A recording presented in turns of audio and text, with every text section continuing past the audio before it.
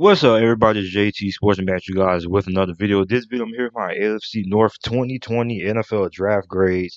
Going to be going through all the teams in the AFC North, grading how I felt they did in the NFL draft. Now, before I get into it, make sure you like the video and subscribe to the channel because I upload NFL videos and college football videos daily. So let's get into it. So the first team we have the Pittsburgh Steelers. Now, the Pittsburgh Steelers, they didn't have a first round pick. They traded that away for Minka Fitzpatrick. So with their first selection in the second round, they selected wide receiver Chase Claypool. If you haven't seen that video I did on Chase Claypool, make sure you go ahead and check that out. I felt Chase Claypool was a really good addition to the Pittsburgh Steelers. Like, a lot of people feel like he should go ahead and move the tight end, but I mean, I don't really think he needs to move the tight end because, like I said, the Pittsburgh Steelers have been looking for a big physical downfield wide receiver for the last couple of seasons, ever since Martavis Bryant had to leave, ever since he got suspended for the substance abuse and things like that. And then they last season they tried to bring in Dante Moncrief. You know, he kind of fits the build of what Chase Claypool is, like a big physical downfield wide receiver with 4.4 speed. But I mean, he dropped a lot of passes. So I mean, Chase Claypool is the wide receiver the Steelers have been looking for the longest. A lot of people say he needs to work on his release, and he doesn't really have a lot of moves or explosiveness once he catches the ball. So he's not a guy who's going to bring you a lot of yak. But I mean, this is a very solid selection for the Pittsburgh Steelers. A lot of fans wanted to go J.K. Dobbins, but I mean, they made up for it because they went Anthony McFarland in the fourth round, which I think was a pretty good fit. Anthony McFarland, one of the more underrated backs that we had in this draft class, very explosive, had a very nice season for Maryland, despite Maryland not being the best team, not having the best talent around them. They also took Alex Highsmith in the third round with the 102nd overall pick, edge rush out of Charlotte. He was pretty solid as well. A lot of people really be sleeping on those group of five pass rushers. A lot of group of five pass rushers are really have a lot of nice production in the NFL. Let me give you an example of a good group of five pass rusher, a guy like a Khalil Mack. So I mean, the group of five has some really underrated pass rushers. Then they also drafted offensive guard out of University of Louisiana Monroe, Kevin Dotson, which was another underrated draft pick because Kevin Dotson was one of the best offensive guards in this draft class, and he's a guy who should be able to come in right away for the Steelers and compete for a day one starting job, especially with Ramon Foster retiring a couple of months ago. So I mean, I think that's another solid pickup. Then he also got Antoine Brooks Jr. out of Maryland. Now, here's the thing. We don't really know what positions he's going to play. He could play linebacker. He could play safety. He could play both. Nor might Tomlin and Pittsburgh Steelers. I think they probably would use him better at linebacker on nickel and dime packages on third downs and things like that because we're already pretty cramped at safety. You already got Marcus Allen, Terrell Edmonds, and you got Mika Fitzpatrick there. So I see him filling in more at a linebacker role in those nickel and dime situations. Then they selected Carlos Davis at a defensive tackle position for some added depth there. So the grade I'm giving the Pittsburgh Steelers, I'm giving them an A minus. You would have liked to see them draft a true linebacker, really, but I mean, this draft is pretty solid.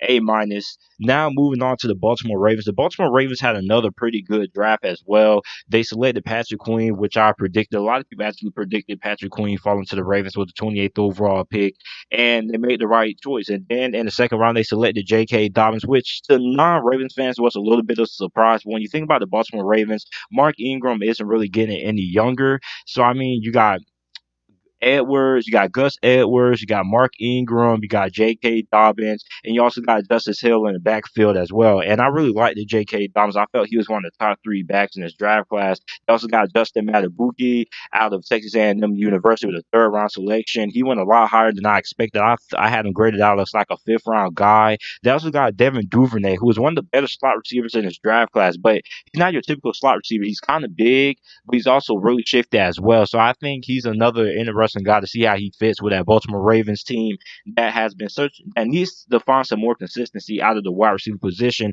They also got Malik Harrison out of Ohio State. I thought he was a pretty solid selection for the fact that I was really high on him coming out of Ohio State. They also got Tyree Phillips, offensive guard out of Mississippi State, and Ben Bredesen. So, I mean, they got some really solid depth at the offensive guard position in the later rounds of the draft. So, I mean, I felt that was really good for the Baltimore Ravens to get some much needed depth on the offensive line. So I think the Baltimore Ravens really what impressed me wasn't what they did the first 2 days, but it's how they closed the last day of the draft. I mean, they got some really good depth. I mean, you got two offensive guards to improve your offensive line. You also got Broderick Washington out of Texas Tech University.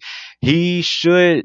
I think for the most part, he'll probably be a little bit of a rotational player. I don't think he's a three down defensive tackle as of right now. Then in the sixth round, you got another great steal. You got James Porch out of SMU University, who was basically one of the best wide receivers coming out of the group of five. And I mean, a lot of people didn't even see this guy getting drafted. So I think this was another solid selection. Then you got Geno Stone, the safety from Iowa.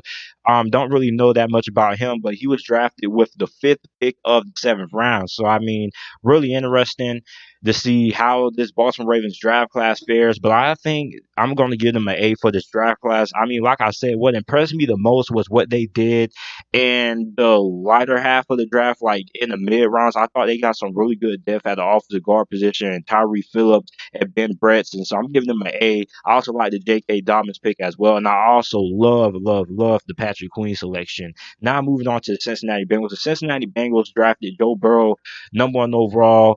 And then they drafted wide receiver T. Higgins in the second round, which was a okay selection. But I mean, they also got two linebackers back to back. You got Akeem Davis Gavitt, who was one of the best coverage linebackers in this draft class. You also got Logan Wilson, who was another solid linebacker who went under the radar because he was a small school guy. You also got Khalid Kareem, edge rusher out of Notre Dame, who is a little bit of a developmental prospect, but in the next like 3 to 4 years, maybe he could become like a eight sack guy. You also got Hakeem, a DJ from Kansas, very athletic guard, really good in space, and you got Marcus Bailey, the linebacker from Purdue. But I mean, I'm not all that impressed with the draft class that Cincinnati had. I'm giving them a B minus, and the reason why is for the fact that you only selected one offensive lineman in this whole entire draft class, which made absolutely no sense to me considering the fact that you draft Joe Burrow, and yet you don't really put that much emphasis on improving the offensive line. Like with the first pick of the second round, they went T. Higgins, man. I mean, like it was better offensive lineman available. Like you had the guy from Boise State,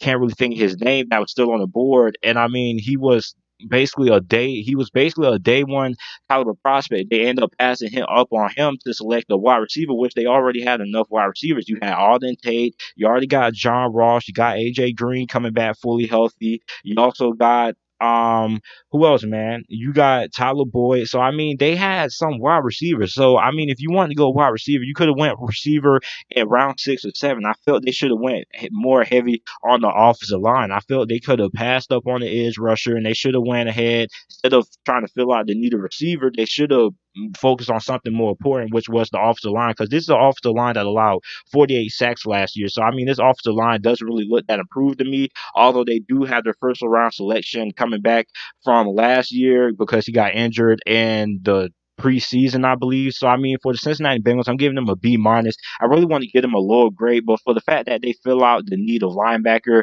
that gives them a B minus in my book. But I mean, I'm really disappointed at the fact that they didn't try to draft more offensive linemen, considering the fact of how bad their offensive line was. And then some Cincinnati Bengals fans are going to come on here and talk about how they re-signed a couple of guys on the offensive line and how guys play better near the end of the season. Listen, man, the Cincinnati Bengals are a cheap organization. There's no way you can convince me that Bobby Massey is a starting caliber offensive tackle in the NFL. On a championship team, he is a backup at best. So I mean, listen, Joe Burrow, you're in a division when you got to face some of the best defensive lines in the NFL. You got to face Cleveland with Myles Garrett. You got to face the Baltimore Ravens now with Calais Campbell, Matthew Judon potentially, and you got the Steelers with T.J. Watt, Cam Hayward. So I mean, you're in a very tough division when it's very pivotal that you have great offensive line play in the division with some of the best defensive lines in the NFL. For the Cincinnati Bengals, that offensive line doesn't really look that improved to me. So I mean, I'm giving them a B minus. Really felt they should have went more offensive line heavy in the draft. They should have at least drafted two more offensive linemen. So I mean, B minus in my book. They could have did a lot better. Now, for the last team, I have the Cleveland Browns. The Cleveland Browns had another very good draft as well. You got Dredrick Willis, in the first round. I felt he was the best offensive lineman in this draft class, at least when it came to a pass blocking standpoint. Then once again, they have another LSU defensive back slip right into their grasp in the second round. They picked up Greedy Williams in the second round last year. He didn't really have all that great of a rookie season, but he should come around this year. You also get Grant Delpit. The reason why safeties fell was because it wasn't really any safety that really knocked anybody's socks off. I felt Antoine Winfield probably should have went in the first round, but I mean he went in the second round. But I mean I think Grant Delpit fits well what the Cleveland Browns like to do. But I mean he also isn't a guy that's going to be known for really tackling that good because for the fact that he has the tendency to be an ankle biter. For those of you guys who don't know what an ankle biter is, that's guys who tend to, you know, dive for the ankles. They don't choose to wrap up really. But I mean, I think Brent Delpit is a very solid coverage safety. He's a playmaker. I think he should start right away for the Cleveland Browns. They also got Jordan Elliott, defensive tackle out of Mizzou. You got Jacob Phillips, linebacker out of LSU. You also got Harrison Bryant. That's really interesting because Harrison Bryant, in my opinion, was one of the best tight ends in this draft class. The best tight end in this draft class, in my opinion. So you got him, you got Devin Njoku as well, and you also got Austin Hooper. So I'm really interested to see how that tight end group for the Cleveland Browns works out this year. You also got center Nick Harris out of the University of Washington. He may be a guy who could be plug and play. Don't really know for sure. You also got Donovan Peoples-Jones as well, who should be able to replace Rashard Higgins since they are not bringing him back, and he's a free agent as of right now. And Donovan Peoples-Jones was a guy who didn't really have that much success at the University of Michigan. He was a five-star recruit coming in, very athletic, but I mean the quarterback play really held him back. So the grade I'm giving the Cleveland Browns, I'm giving them an A. I felt they had a really nice draft. They addressed all their needs. They needed a linebacker. They needed a third wide receiver to pair with Odell and Jarvis Landry. They also improved the offensive line, and they got a safety as well, and they got a guy up front. So I mean, I'm giving them an A.